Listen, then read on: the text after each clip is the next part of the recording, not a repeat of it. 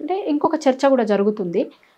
2 ఏండ్ల నుంచి తెలంగాణ వచ్చినాక 10 ఏండ్లలో కొంత వేరే ప్రాంతం వాళ్ళకి సంబంధించిన విగ్రహాలను ఇక్కడ పెట్టడం మీద జరగని చర్చ ఇప్పుడు మళ్ళా కొత్తగా వేరే ప్రాంతం వల్ల విగ్రహాలు ఈడ 2 ఏళ్ల నుంచి పెట్టడము ఆ కల్చర్ పెరుగుతుంది అనేది కూడా ఒక చర్చ ఉంది. అట్లా ఏమన్నా అంటే మొత్తం రేవంత్ రెడ్డి వచ్చిన డే 1 నుంచే తెలంగాణ అస్తిత్వానికి ఆయన ప్రమాదంగా పరిణమిస్తున్నాడు. ఆయన ఏంటంటే ఫస్ట్ ఆయన టార్గెట్ అంతా తెలంగాణ అస్తిత్వం, తెలంగాణ కల్చర్ని దెబ్బతీయాలి, తెలంగాణ అస్తిత్వాన్ని దెబ్బతీయాలి.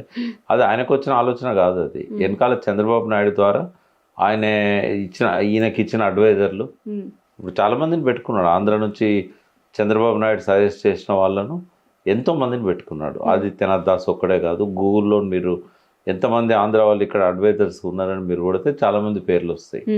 కాబట్టి ఈయన తెలంగాణ అస్తిత్వాన్నే మంట కలిపే కార్యక్రమంలో ఉన్నాడు. ఎందుకంటే ఆయనకు తెలంగాణ అంటే నచ్చదు. ఆ తెలంగాణ రాష్ట్రమే రాకపోతే ఈయన ముఖ్యమంత్రి అయ్యేవాడు కాదు, ఆ సోయి లేదు.